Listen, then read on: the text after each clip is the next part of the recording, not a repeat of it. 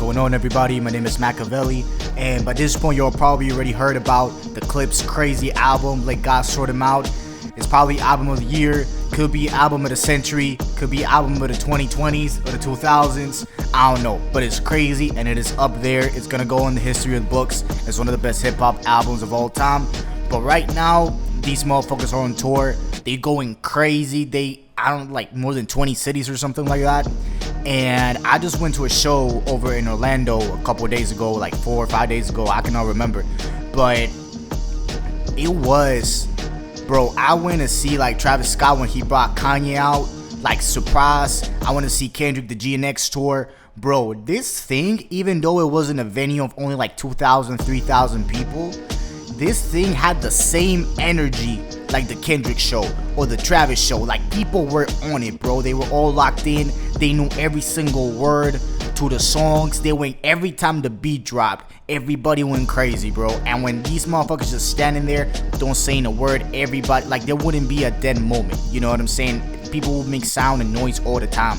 It's crazy. To be honest, I've seen very, very little people achieve this, bro. People jumping on a concert, on a hip-hop concert in 2025, it's crazy. Like, I mean, I've been to a lot of shows, people just sit in their seats, you know what I'm saying, on their phones, recording shit. Bro, these people were all jumping around. They all knew the songs. They were shouting and screaming at the top of their lungs. I had no voice at the end of the concert. Like, I saw a group of motherfuckers sitting there where it was all going crazy. Nobody knew each other, but this is the type of music that gives that energy, you know? And I'm pretty glad that's bringing back to the culture, bro. It's so crazy, you know, the concert experience with these type of artists. And another thing I realized was that there's just so much people in there from all walks of life. Like, there was all races was there. Like, whites was there, Latinos was there, blacks was there, Chinese. Everybody was in there, bro. Everybody showed up. Even like age range, like there was super old people that probably listened to Clipse back in like 2002, and there's like young people, like, bro, 20 to 25. There was motherfuckers that didn't even have wristbands to buy drinks. You know, high school motherfuckers, they still go there and they still knew the records. You know what I'm saying? They knew the songs. And it's like, bro, how the hell are you able to capture so much range of an audience? Everybody was in. There was a motherfucker who was like probably 10 years old, bro. Like, this motherfucker probably didn't have like hair down there. You know what I'm saying? And he went with his mom, but I don't know how the hell he know about the Clipse. But that's the type of show, that's the type of audience they're getting. You know, the nerd guys, the cool guys, the women, you know what I'm saying, the old dudes, the corporate dudes, everybody was in there, you know. And I mean, it's just good art, you know. Good art just attracts people that recognize it. And it don't matter if like you're not a hip-hop listener and you like rock music, but you recognize good art, you're gonna like the Clipse because it's a solid album, you know. And anyways, I'm pretty happy for that. You know, it's probably one of the top 3 concerts I've been to in my life. I'm not gonna lie, I've been seeing everybody basically at this point. Stadium shows, you know, all the big hip-hop names. Even the GNX tour, like, this is up there with that, bro.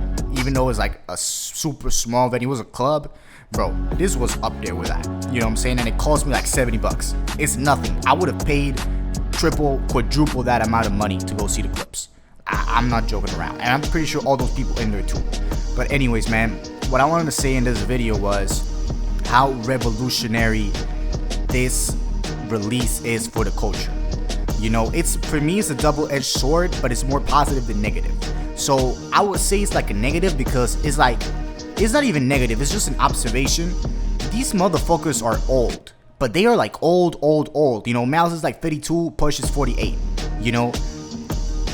Never in the history of rap we've had these old, you know, folks, older rappers, you know, dominating the game and being, you know, the faces. It's always been the young people, but now the old people are running the show, you know.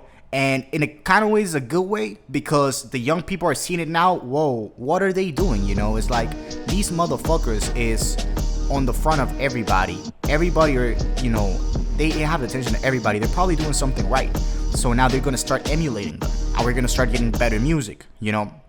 Hopefully that's the case. In my opinion, that's good. But at the same time, it's like, why is there an old man up there, you know, as the face of the culture? Kendrick too. Kendrick's probably arguably the face of hip hop right now. And he's almost 40 years old. You know, it's like 38 or something.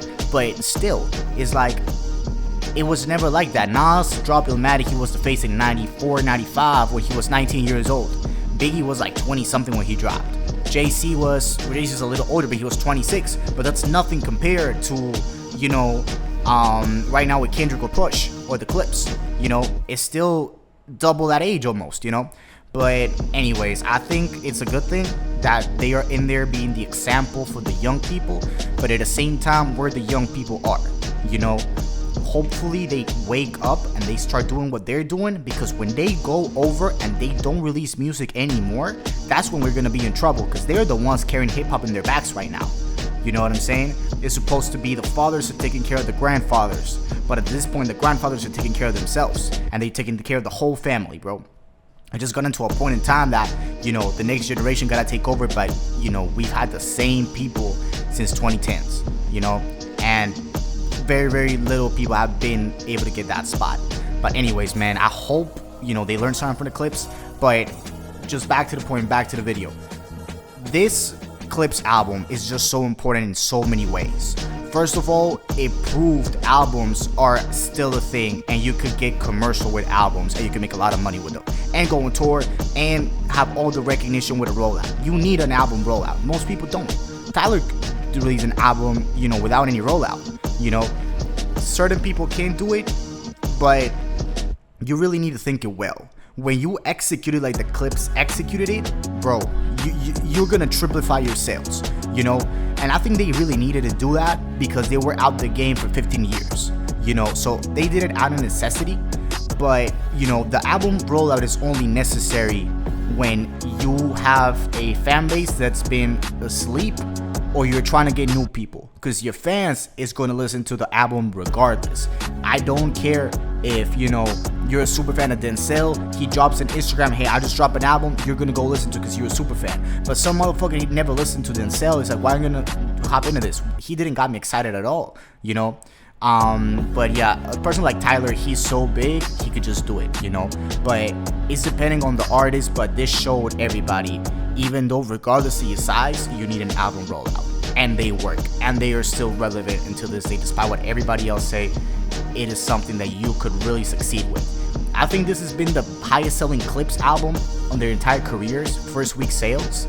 I think they clocked in like 115K or something like that, 113. Bro, I think Lord Willin was like 80K, something like that. Hell Had No Fury, I don't remember, but they did the numbers that they did back then. And back then it was easier to get more sales, you know, because now it's the streaming and the conversions are skewed. But even then, even though like the numbers are messed up, they still have more sales than before. You know what I'm saying? That's crazy. And it just proves that you need that. You need an album rollout. Albums are still alive, despite what everybody else thinks. Bodies of work are important, and the Clipse is just, you know, a living proof of it. So, and one, you know, they basically cemented the concept of the album. And then another thing that's why I praise Kendrick Lamar so much, because he's so commercial, but he's so deep at the same time. It's like the iceberg that is huge at the top and it's even bigger at the bottom, bro. You know what I'm saying? It grabs your attention, it's digestible, you see it, you get, you know, attracted to it, and when you get sucked in, bro, there's a whole different world in there. And that's why he's so successful. You know, it's so hard to find that, you know, that sweet spot between being deep and being, you know, conceptual enough, and at the same time being commercial and digestible. When those things come together and you find the midpoint, bro, you become the biggest superstar in the world. Because people fall in love with you, but a lot of people see you. So you have more opportunities to seduce people and to convert them into fans. You know, and that's why he's able to tour the world in stadiums and all this shit. And that is what Push and Malice just did here. You know, the album is lyrical, is crazy lyrical. Nobody raps like them. I would say that they are at Kendrick level of rapping. You know what I'm saying? Malice been out the game for years, but I think he rap better than Push on this one, to be honest. And some songs, he had the spotlight, bro. But anyways, bro, like, they are still lyrical, but the songs are slappers. I went to the concert, everybody knew the words, everybody was jumping, you know, they all hits. Ace Trumpets, bro, the beats are new, you know what I'm saying? It's trappy, but at the same time, it got personality, it got character, and it got a huge story behind it. You know, the first song with The Birds Don't Sing, how the hell you open a rap album with that song, bro? You know, I listened to it, it's so deep, it just sends shivers down your body. and you need to recompose yourself, and immediately Chains and Whips comes on. Bro, like, you know, leave a little time, man. But still, man, you know, that's the type of artists they are. That's the type of message they give, and it's so positive, and it's so digestible, and it's so good that, you know, I think they are the perfect example of what new artists should be doing. And I'm glad that they are up there as a reminder to everybody of how hip-hop should be, of how albums should go, and how you should frame your art, and how art should be done. You know, not for short terms, if not for long term. This album, people are gonna keep talking about it years to come. It's gonna be up there in the charts of best rap albums of the 2020s, if not of all time. And I'm pretty, you know, convinced about that, bro. But another thing that is, you know, that proves the credibility is that it's being endorsed by everybody, bro. It's being endorsed by the face of hip hop right now. Kendrick Lamar got a feature on it, and then Nas, the face of hip hop in the 90s, he also has a feature on it. So he has they got the biggest faces in rap history in their album. Tyler is in there, and the whole re-up crew, Pharrell, bro. You know, they got so much behind them that, you know, it just proves good art gets rewarded. That's it.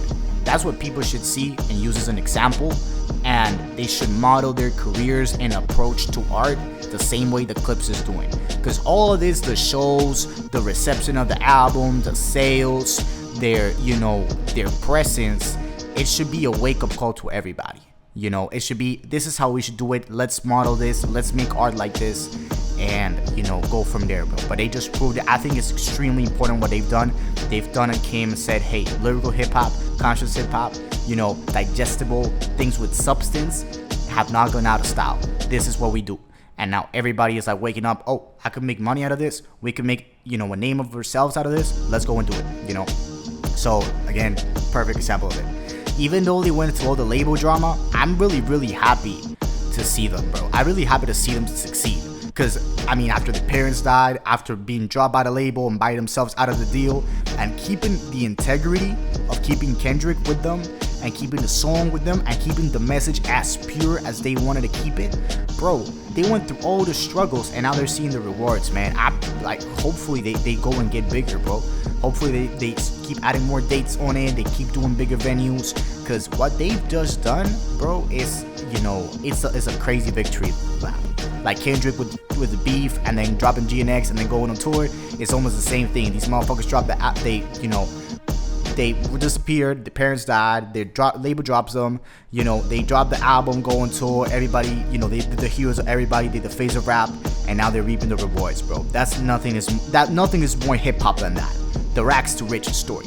That is hip-hop, and that is what the Clipse is doing. So yeah, man, that's my 2 cents on it. That's my opinion. That's why I'm saying the Clipse album might be the most revolutionary album of the 2020s, and it's gonna be a turning point in the culture now that people have an example of how to model their art after, and how to model their careers. You know, I think it's just gonna go uphill from here. And, you know, it's gonna be like Kendrick said, you know, segregation, you know. We're gonna bring the deep shit back, you know, to the culture. But anyways, man, that's it. My name is Machiavelli. I'll see you guys in the next video. 1.